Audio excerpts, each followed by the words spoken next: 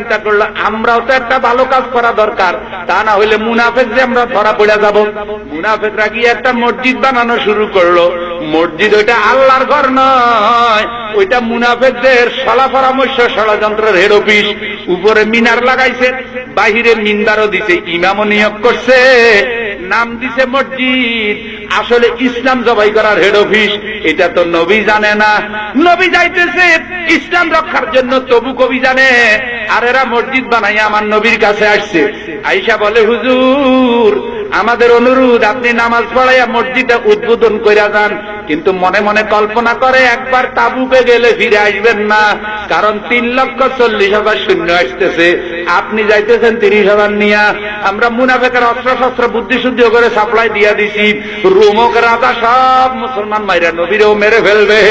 এইটা মনে মনে বলে, মনে মনে মুছে তেল দেয়, আর উপরে তাল মিলায়। বাইসান যদি নবী জিতা যায়, বলাও তো যায় না, যাতে হুজুরের সাথে তাল মিলাইয়া সুবিধা নিতে পারি। এই জন্য বলে, হুজুর আপনি নামাজ পড়াইয়া যান। হযরত ওমর রাদিয়াল্লাহু তাআলা আনহু বড় সতর্ক ইমানদার। হযরত ওমরের ইমানের পাওয়ার এত বেশি, হযরত ওমর যেখানে দাঁড়াইয়া থাকে 22 কিলোমিটারের মধ্যে শয়তান ঢুকে না। হযরত ওমর রাদিয়াল্লাহু তাআলা আনহু বলে, হুজুর এদের নিয়ত তো ভালো মনে হয় না, নবী করতেছে এক কাজ, এরা করে বুঝলাম না, আমার সন্দেহ লাগে। হুজুরে খালি ওমরের ঠান্ডা করে, ওমর সন্দেহ করিও না, ভালো কাম ভালো কাম। কারণ ওমরের খুব জালালি মেজাজ।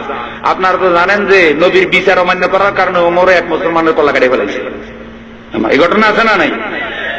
তা আল্লাহ রাসূল জিজ্ঞাসা করতে, কল্লা কাটলে কেন? কয়, হুজুর আপনার নির্দেশ অমান্য করছে, এর যদি সুযোগ দিই, এটা ক্যান্সার শুরুতে অপারেশন করে ফেলানো ভালো। কথা বুঝেন নাই?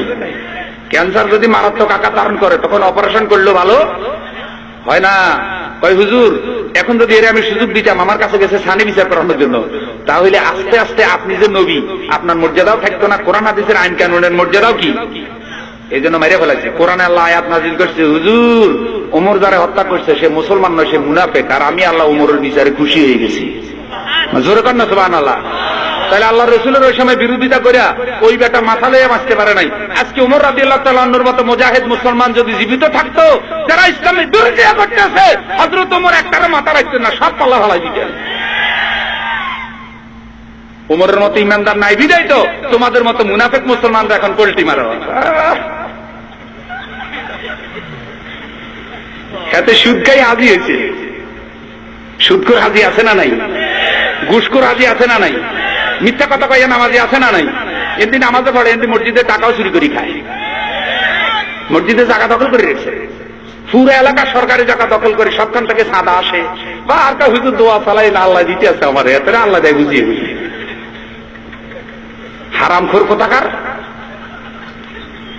হারামখোরের জন্য জান্নাত নাই, ঠিক না? কোন মুনাফিক কি? মুনাফিকান খালেসা, একেবারে হক্কানি মুনাফিক। কানা মুনাফিকান খালেসা, হাদিসে আসছে আয়াতুল মুনাফিকে সালাসুন, মুনাফিকের বৈশিষ্ট্য 3টি। কথা বললে মিথ্যা করে, মিথ্যা বলে, ওয়াদা করলে ওয়াদা রক্ষা করে না, আমানত রাখলে আমানত কি খাইয়ে বলায়, সব খাইয়ে বলা ভাই। একেবারে যদি একটা দায়িত্ব দিয়ে যদি হাতে ব্রিজ করার দায়িত্ব দেন, পুরো ব্রিজ হাতে হাতের ভিতরে ঢুকা যায়।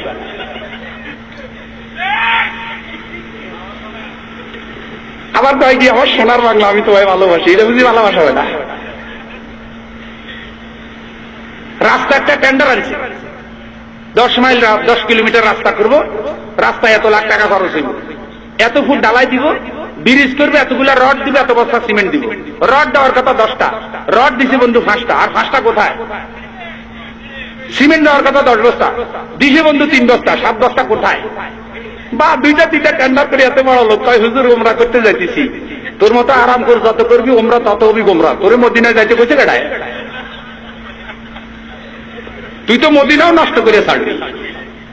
তুই আগে ইমান ঠিক কর, তোর চরিত্র ঠিক কর, তোর ইনকাম ঠিক কর, তোর পরিবার ঠিক কর, তোর চরিত্র ঠিক কর, পরিবার ঠিক কর, চিন্তা চেতনা ঠিক কর, তারপরে মদিনা যা। মদিনায় আবুল আহমদ ছিল, মদিনায় ফেরাউন তো হযরতে মুসার সাথে ছিল, মদিনায় আবু জেহেলও তো ছিল। হেদায়েত পাইছে না? মক্কা হেদায়েত পাইছে না? মক্কা মদিনায় গেলেই হেদায়েত পাইবে। কইলো কেডা? কতগুলো আছে মক্কা মদিনা, আমি যে ভিতরে অজে গেছি, কয়েকজন হাজি ফজর নামাজে বলে, হারাম শরীফে বদর নামাজ পড়ে না, কি ঘটনা কি? কয় হুজুর বাংলাদেশে তো নামাজ পড়ি না, আস্তে আস্তে ঠিক হয়ে যাবো। চিন্তা করছেন মক্কা শরীফে গিয়ে বদর না পড়ে না, কয় বাংলাদেশে আগে থেকে কি পড়ি নাই, এখন আস্তে আস্তে ঠিক হয়ে যাবো হুজুর, একটু দোয়া চালাবি। চিন্তা করছেন দোয়া দিয়ে ঠিক করার লাগবে তাদের, আর সুযোগ পাইলে এত হুজুরে কি লেগে, আর হাতে বিপদে বললে হুজুরে দোয়া দিয়ে তাদের ফিনিশিং দিয়ে দিবে। বাবা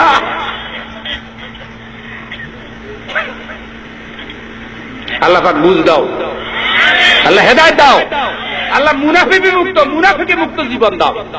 তো জোরে বলেন না ভাই আমিন।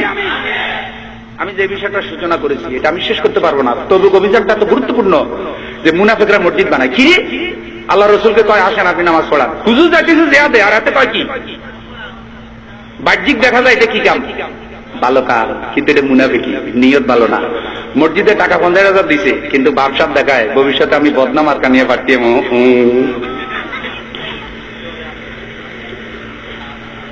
তাইলে দানের মধ্যেও কি আছে? বেজাল আছে, বেজাল। এই বেজাল্লা দান করলাম, ইখলাসের সাথে দান করো। ইখলাসের সাথে 10টা টাকা দিলে এই 10টা টাকা তোমার জান্নাতের উসিলা হয়ে যেতে পারে, ঠিক না? কারণ সাহাবায়ে কেরাম দান করছে এগুলি কইছিল, মাইকিং শুরু করছে যাকাতের কাপড় দেওয়া হবে, বা সোনার সান ঢাকা থেকে আসে সোনার কমলা,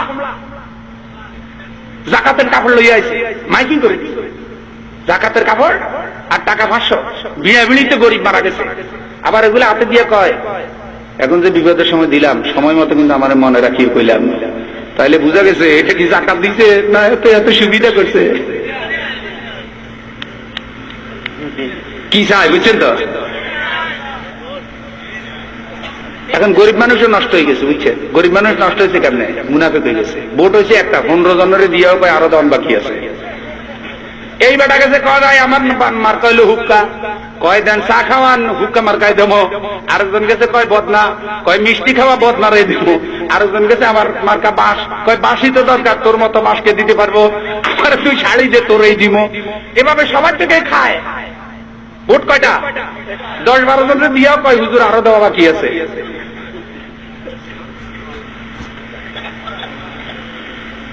নৈতিকতার অবক্ষয় পাবলিকের মধ্যেও ঢুকছে। একলা নেতা খারাপ হয়, নেতাও খারাপ হয়েছে, আর খারাপ নেতৃত্বের কারণে জনগণও কি হয়েছে।